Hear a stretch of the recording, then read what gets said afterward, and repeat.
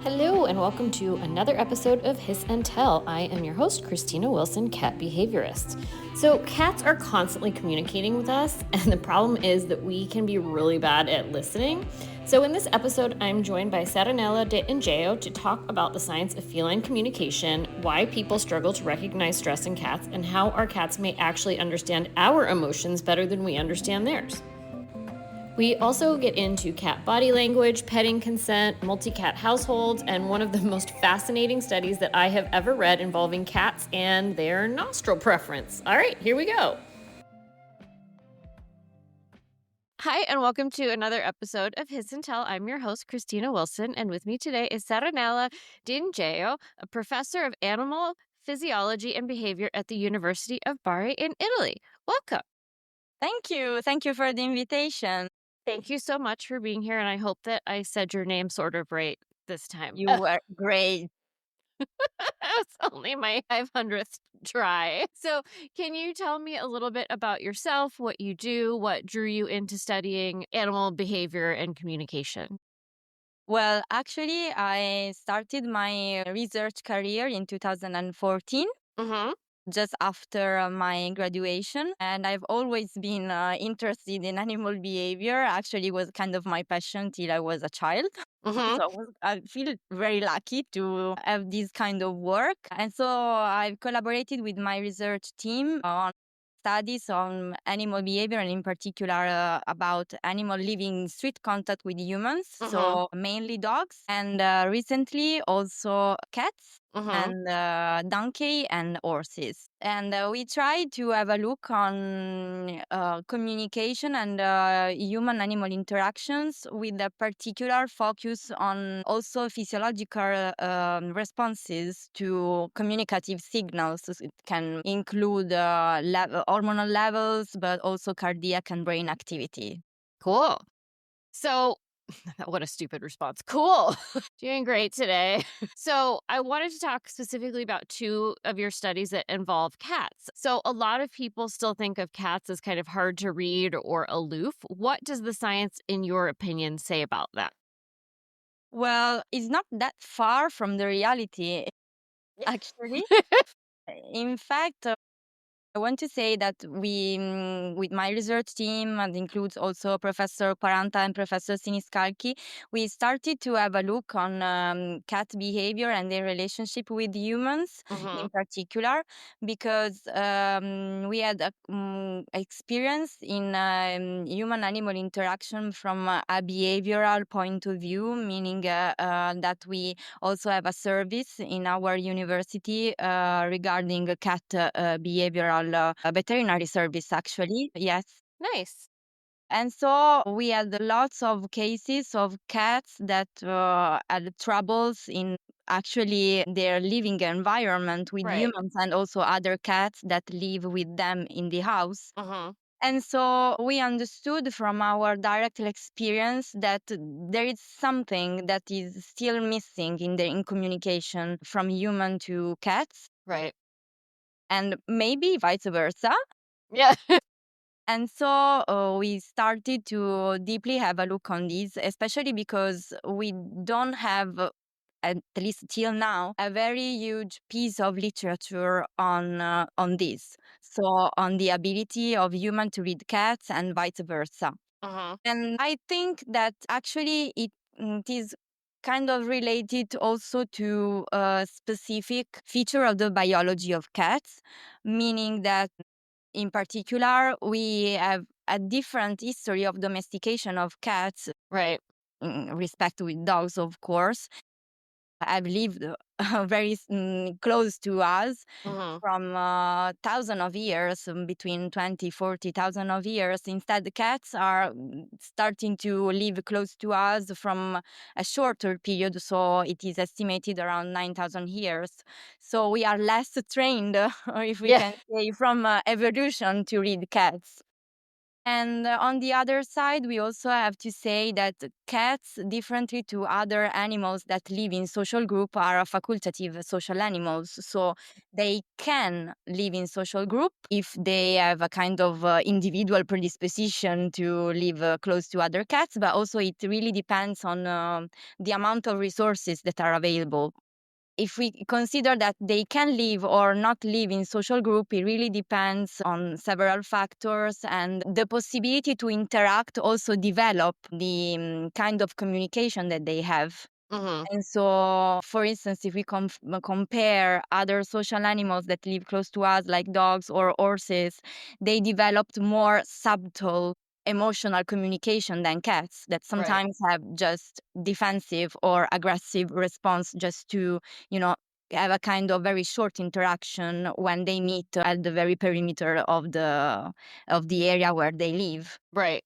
Do you think the average layperson would be better at reading a horse's signals then than a cat's communication signals? Well, that's And not like a I won't horse say that. No, person, but like I a won't say regular that. person. Yeah. Yeah. I won't. Yeah, It yeah, just makes me curious about that because I know with dogs we have at least self-selected, or in breeding dogs in because we've had this yeah. long relationship with them, we've also self-selected dogs that are most like us and that we can understand the most and sort of helped breed them throughout the years so that we've kind of arrived at the type of dog that we have now that we can easily communicate with or read. And it's a little different with cats, but I wonder, not to make this a horse podcast, but now that you brought horses and donkeys into it, I'm also curious about, I guess, have we done the same with horses in your experience? Like, where do they fall in the spectrum? Well, I won't say that generally we are more able to read horses than Yeah. cats. Okay. Yeah. But especially because actually they don't live very close to us in our Right. Yeah. apartments. Yeah. Yes. No. What? I have so many horses in my apartment. What are But you I talking know about? people that had experience with goats in their house. So, never know. I mean, that would certainly, goats love to chew at everything. I don't know how you'd have furniture left. It's I don't interesting. know. People sometimes. So, in your study, you found that people were only slightly better than chance at recognizing whether a cat was relaxed or tense or fearful. Was that surprising to you? What did you think about the results of the study? Yeah, in fact, as I was saying just before, I was not really Yeah, surprised. yeah, yeah. It was kind of confirmation, if I can say like this, because as I told you, we had different cases reporting really severe Right. cases of cats having very deep, deep, deep consequences of chronic stress Yes. related to the fact that their management is not well regulated by humans. That is the most difficult part, because of course, if we, for instance, here in Italy, we have this kind of tradition of hosting cats only in our apartment. So Mhm. it's not really have cats that can also access to open spaces. So of course their life is completely dependent on human. And so sometimes if we don't have the ability to read stress signals, we condition their lives really strongly. Yeah. So yes, in fact, it did not surprise Yeah. me. I want to say. Ugh, that's too bad, but I get Yeah, it. that's bad. In a Yeah. way, it's, give a scientific proof is a first step to try to understand what we can do to improve and Yes. to make their life be better than Exactly. it is. Yes. Exactly. So, I think one of the more interesting findings that came out of that was that the observer characteristics mattered more than the cat's behavior itself. Can you tell us a little bit about that? Yeah, yeah. So we found actually in our super recent study that people that identified as female yeah, are more able to detect stress in cats. Mhm. And also, people that own the cat in their life, at least one, are more able to. Mhm. And we found also a very slight difference regarding to the age. So Right. younger people seem to be more able that older people. And well, regarding the gender, it has to be deepened because there are lots of study also on other species, also wild species that show that females and women in general are more able, but we don't have data in this work related to the sex, so we cannot any clear conclusion about the evolutionary process that could push, in a way, Right. women to detect more easily the emotional signals. Mhm. Instead, it is more clear the result about the experience. So cat ownership versus cat who doesn't have or didn't have Yeah, sure. a cat, which means that experience has a really profound effect. So living and observing cats and also how they interact and what are their reaction to our action have an effect on how we can interpret their behavior, their Right. emotional signals. Yeah. And then, yes, also it is strictly connected, I think, also to the age difference because Mhm. younger people are, now there is a kind of trend on social media on cat videos. So Yeah. I think it could be really related to Yeah, this. So that's people true. really trains to look at cats and at a point start to, it has a kind of a real effect in their life. So start to be more and more trained and more able maybe to interpret and detect their emotional signals. How much of that drop off, though, also has to do with the drop off that comes with age with visual acuity and For sure. other things? Because cats, the signals are so small, right? Like they're so tiny that, especially as, we're all aging. So it's not like as an aging person, we're all aging. Well, no. But, Don't my eyes are, they get worse. And now I have to have reading glasses and other things. And so I just think, especially if you're an older person and you're perhaps fighting against these changes, and so you don't want to adjust your glasses or whatever that you have to do, maybe that is playing a part. Who knows? But I know that things yeah, things yeah, with yeah, yeah, cats yeah. are so minute that Yes, certainly yeah. that could play a part as well. Yeah, yeah, yeah, I totally agree with you. And we also have to consider that there is a kind of cognitive impairment with age. And Yes. it is also stated for the interpretation of human signals too. Yeah. So old people may have also the kind of this impairment in emotional communication with conspecific, so other humans too. Right. Yeah. Yeah. I also wonder if older people who do have cats, like, I love to drill down into data to look at like absolutely pointless things like this, but to look at like older people who do have cats to see if they've just fixated on their judgments and they're kind of like, this is what I think cats who are stressed looks like. And this, they will not change their mind. So they're like very fixed into an idea because they're older and sort of inflexible. And if that plays a role, but again, that's just me, Yeah, yeah, yeah, you yeah, yeah. know, Yeah, it could be. wanting to look at things that are not what your study was looking at all. At the moment, but in the future, Yeah. it would be super interesting. Yes, yes, absolutely. So what do you think the real world consequences, obviously, that you've seen in your clinic of people missing these kinds of early stress signals in cats are? And also, what are the stress signals that you were looking at in the study? Regarding the second question, so Mhm. which were the signals, we had a look on the entire body language. So we had a specific look and the facial expressions, so Mhm. related to the changes in the eyes, in the mouth, in the ears position, together with the changes in body position and also tail position. This is because actually, when we interpret animal behavior in general and we want to investigate it, our ability actually, I think it's really important to have, like a really broad look at Sure. the entire visual communication. And we focus for the moment, and this for this study, only on visual communication because actually it is the very first signal, very first channel that they use to communicate their emotions, Mhm. which is then enriched also with the vocalization, but when emotions gets more intense. So we wanted to really have a look on this first step of communicating emotion to understand if we are able to detect the very first signals and Right. to of course, also in a way have a kind of action to modify the situation that causes the stress. Mhm.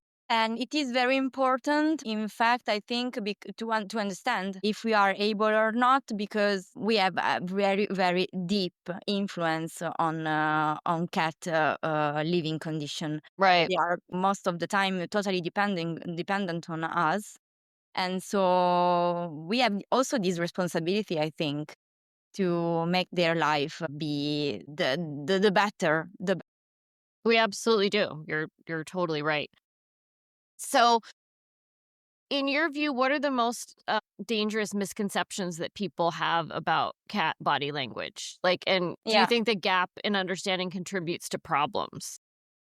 I think, from my experience, that the most misinterpreted signal, well, not just one, but Right. a group of, is related to the moment in which we pet cats. Mhm. So, generally, people start petting cats, and until the cat remain motionless, regardless of all the facial expression, we believe that cat enjoy this. Right. But instead could be only related to kind of acceptance and not Mhm. really, like be a feeling of being really involved and enjoy Right. these.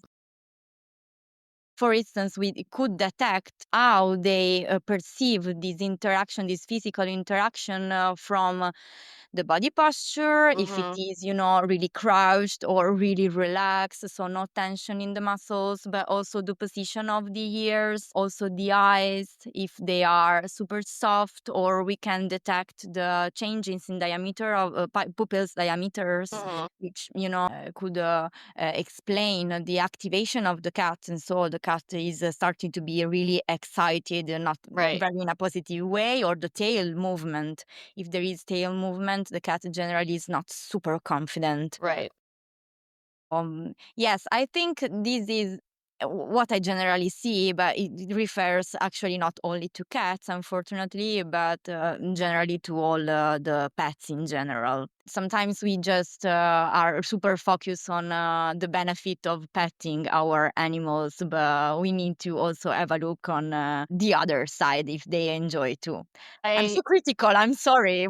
you're not critical at all. I think this is totally right, and I have to say, for all the cases that I get of human directed cat aggression, there's so many of bitey cats, and Yeah. so many of them are coming from patting aggression. And the biggest tool that I think that people can do, if they have this at home and they don't quite understand what their cat's signals are, is to use their phone and just record their cat when they're patting them, and their cat will be telling them Yeah. they don't there's a moment when they've had enough, right? Sometimes one of our cats just gave us like a side eye. She'd just be like, that's it, and if we didn't recognize that, she thought she had given us a very clear signal that she was done. And if we didn't see that little eye movement, she'd give us a slap. Yeah. And I think it can be so helpful for pet parents to video their cats and then be able to slow that down and look and see, what was that signal that my cat gave me that I probably didn't pick up on, whether it was a lip lick or it was an eye movement or an ear movement or a specific tail movement, so that in the future, while they're petting their cats, they can see, oh, there's a signal. I'm going to stop Yeah. now so I don't get slapped or bitten or any of these issues that can often lead to relinquishment or, vet visits and medication, other things like that that aren't necessary. Yeah, yeah, yeah, you're right. Absolutely. Could be a very, very effective strategy, I think, Yeah, to because train ourselves, in fact. yeah, I think that's what's needed, because I think almost all the time the cat thinks it's telling you. Like, that they're like, but I've said," but it's just they're so minute. They're such tiny Yes, signals for us as people that it can be very hard to pick up yes, yes, unless yes, we're looking. absolutely, absolutely. And also have some kind of guidelines to help us to understand what we have to look at. Yes, exactly. Yeah. Very, very true. So on that token, if you could teach people to look at one thing first when they were looking to assess their cat, what would it be? look at the eyes, I think. Yeah. Yeah, because this is the very, very first change that we can detect. Is super, super clear, I think, from the pupil diameters. Mhm. When it changes, it means, I mean, becomes bigger. It means that cat is started to be reactive. So is ready to react to all the threats that are in the environment. So it Mhm. means that it started to be not really comfortable in that situation. Of course, there are other conditions that can cause these changes that are related to lights. If it is Right. really, really dark, of course, we don't have to be worried about this because they Yeah. have to just have the possibility to look at the environment. But and if they are super excited, but in a very positive way, we can detect it too. But this is the very, very, very first sign of stress that we can detect, and it's quite easy Mhm. to detect it. And do you think that for most, I guess for most people at home, it's not gonna be, I always think that looking in a cat's eyes is so aggressive, but I guess for most people, if they're just quickly glancing a cat in the Yes, face, it's yes. not Okay, don't aggressive. scare your cat. Yeah, I don't want people Just being have a like, quick look. Yeah, yeah, yeah, yeah, yeah. It is a very, very strong, yeah, strong, strong yeah, trick. Just have a quick a look. quick look. Don't take a flashlight and go, Yes. No, otherwise, people. yeah, exactly. But I think we've got to maybe spell it out a little bit because people might be like, okay, I'm gonna go really go look. And No, no, yeah, no. We have to yeah, specify. You're yes, right. yeah. Just a quick glance and not let Yes. no staring contest with your cat because that's very rude in cat language. Yeah. Sure. They will feel embarrassed with me. Yeah. Don't embarrass your cat. That's so rude. Yeah. That would be a funny list to make of like things you could do that would embarrass your cat, and definitely staring them in the face is one of them. Yeah. So your research shows that cats can recognize human emotional signals. What does that tell us about the cat and human bond? Well, it means that cats are potentially more attuned than us to our emotional signals in general. Mhm. And in our previous studies, we presented the emotional stimulus that are expressed by human facial expressions Right. together with our vocalization. So it means, for example, we presented happy faces. So Mhm. person smiling with the sound of laughing, and similarly, people that show that is anger with a growl vocalization, so quite intense. Yeah. And we found that they are able to match this sound. So we presented the voices with the two faces, one anger face and a happy face. And we Mhm. saw that they look longer to the matching Matching face. face. Yeah. Yeah, and it means that they know our emotion. They have a mental representation of our emotion, and so they could correctly match the sound with the face. Actually, also we found that they respond efficiently to the meaning of the emotional content of these signals, and Mhm. so they appeared more stressed when the voice of angry human is reproduced, and so they correctly match with also the face of Right. yes, of angry human. And so it shows both that they have a mental representation of our emotion, and they also respond properly to the content of the emotion. So it's very important because it means that they understand how we feel, Mhm. and which are also the consequences Yeah. Yeah. of our emotions. So, if we are happy, of course, they can feel more relaxed. If we are angry, they adjust their behavior and they prepare to escape, for instance. Yeah. Yes. So it's very important because means that they communicate efficiently with us. It's a thought about the fact that they're trapped in the house with us for most people who just have indoor only cats, and I think it highlights the importance of regulating our own emotions so that we're not trapping these nice little guys in our house with like angry and upset emotions all the time. especially if they're so attuned to them that that's going to affect them and it's going to affect their stress level. And so I think especially if you have very stressed out cats, that's often a question that I ask, when I'm meeting with clients, and if clients have especially stressed or fearful cats, is also what's going on in your home and what's going on with you as a Sure, person, sure, because sure. it is such a trickle down Yeah. to the cats. And it's also super complicated to intervene in these cases because they are also our own dynamics from human to other human. So Right.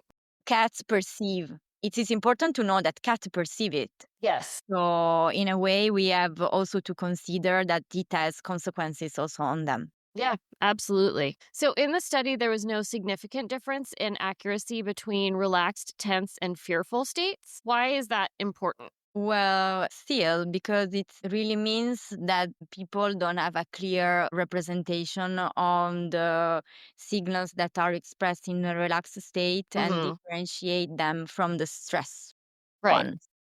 So means actually that we are not so able as cats are indeed in detecting their emotional states with all the consequences, of course, in our daily interaction and then generally in their life. Right. Did you have any thoughts about people who live in multi-cat households and how misreading these stress signals might contribute to social tension and redirected aggression in a Sure, multi-cat sure, household? sure, sure. Then it's even more complicated, I think, also because then there are several layers, if we can say. So there is the first one, which is related to the interactions between cats. Mm-hmm. So with their own communication, and that sometimes we miss. Right. Also, there is another important point that we observe during our clinical activity, which is related to the very first, for example, very first period in which a new cat is introduced in the house. Mm-hmm. Sometimes we are super scared about all the consequences that this could produce, and we intervene in communication Mm-hmm. between interactions between our subject, so the new one, and the old one, which is already living in the house. And so sometimes we complicate the finding of the equilibrium between the cats. Right. Of course, there is also the problem of space because we remember that they are facultatively social animals. So some Mm-hmm. cats may not like to live with another cat. Right. They need to have, like bigger spaces. Sometimes these complicate even more the situation. We generally give this advice to people when they adopt a new cat, Mm-hmm. which is please let your cat interact freely. Don't worry if they express uh, aggressive behavior. Of course, they don't have to be injured, but don't worry. It's normal. They have to find their own equilibrium. So please let them adapt in this new environment, which is super important. Sometimes we are too scared. We are not so fast in detecting the problems, and we Mm-hmm. intervene and we create even a worse problem, I Right. think. So are there early warning signs, though, that people should look for before something escalates? Or do you think that people should just be more hands off? Still in the multi-cat, you mean Yeah. the multi-cat Mm-hmm. house? Well, I think that it is the case to intervene just when one subject express, for instance, a very fixed position in the space so it's fixed in stuck in a way in Mm-hmm. a position with the weight forward, so toward the other cat, stare the other cat and start to move the tail. Right. In that case, I would be not worried to intervene, but start to have a look more deeply and intervene if just start the fight. But I won't intervene before. Yeah. So I wanted to move on to talk about the second study about the asymmetrical nostril use Okay, study in cats. sure. Can you tell us a brief overview of that study and Yeah. what your findings were? Yes, so we wanted to explore the olfactory communication, again, about a specific focus on emotional communication. Hmm. Because, of course, for us as humans, it's easier to investigate, first of all, the visual and the auditory communication, but we don't have to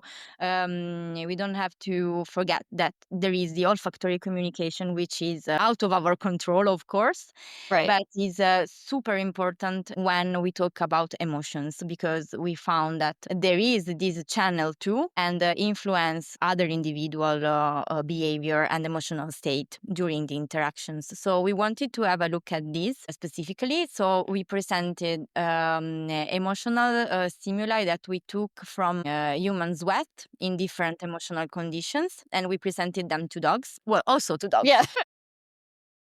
We did it before to dogs Yeah. and also to cats in the second step.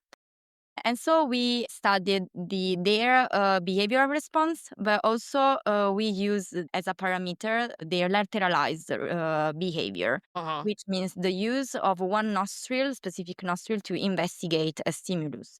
We have a kind of, well, yes, long experience, we can Yeah. say, on this, because we have a field of research on lateralization in domestic animals.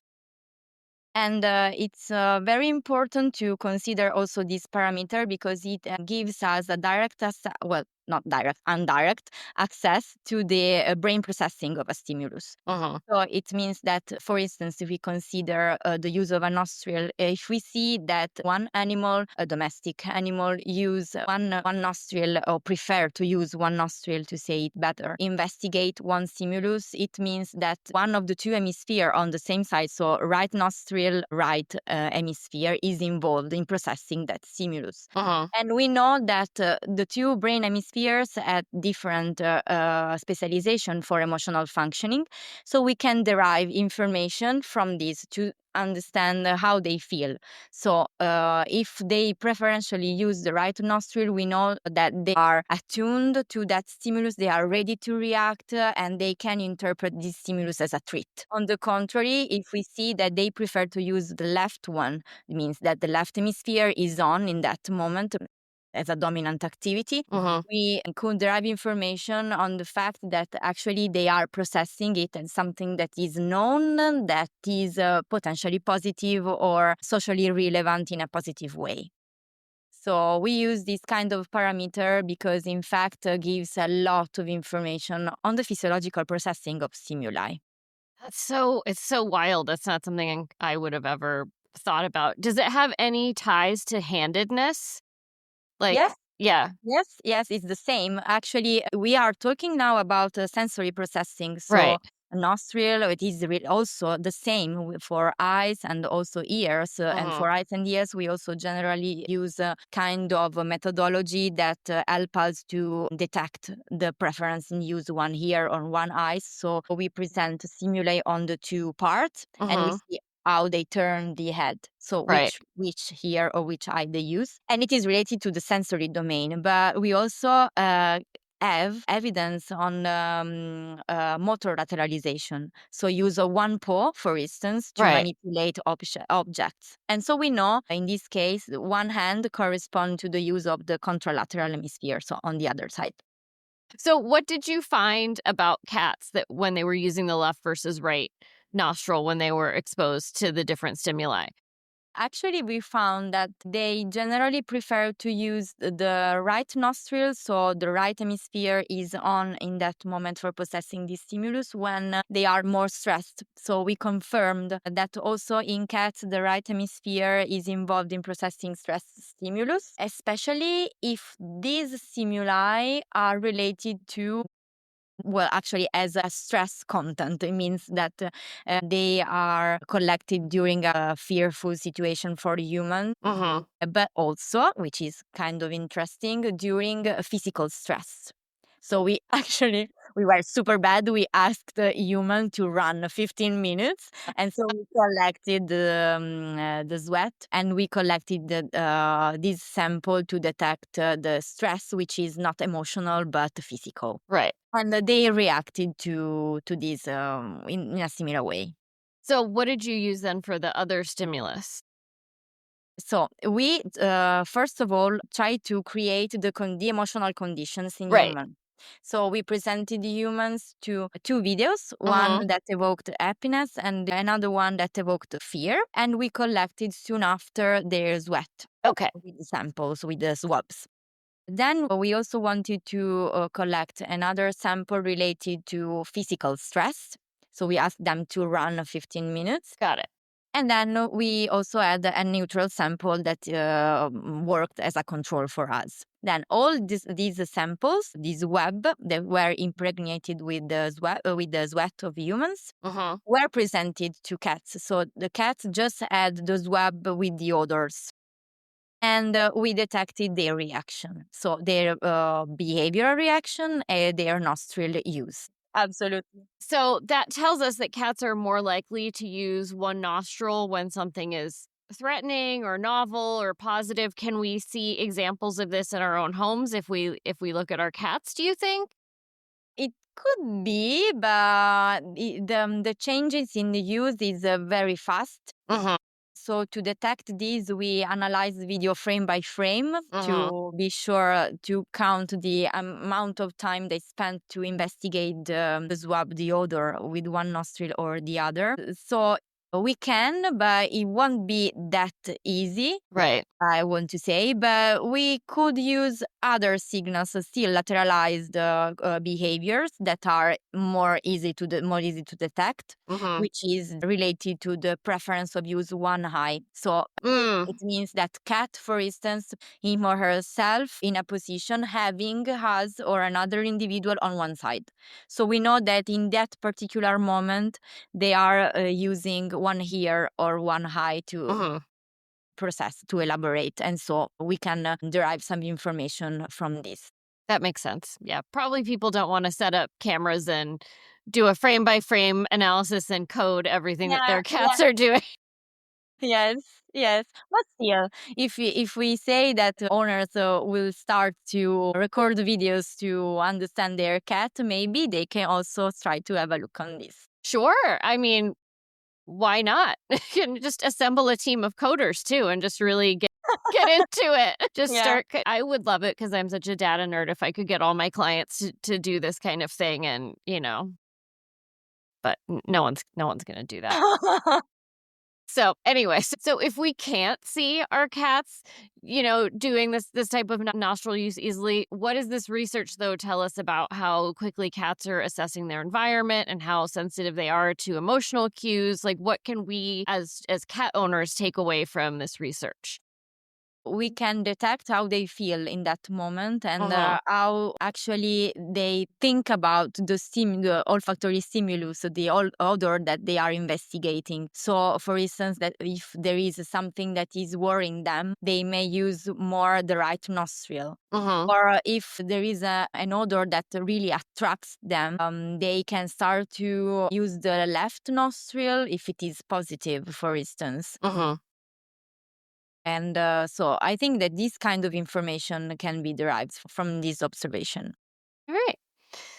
I think this was so interesting. Yeah. Thank you so much for being on the podcast. Or do you have any upcoming studies that you can tell us about that involve cats or other animals, or what's next for you? So we are now trying to have a deeper look on the communication between subjects. Uh-huh.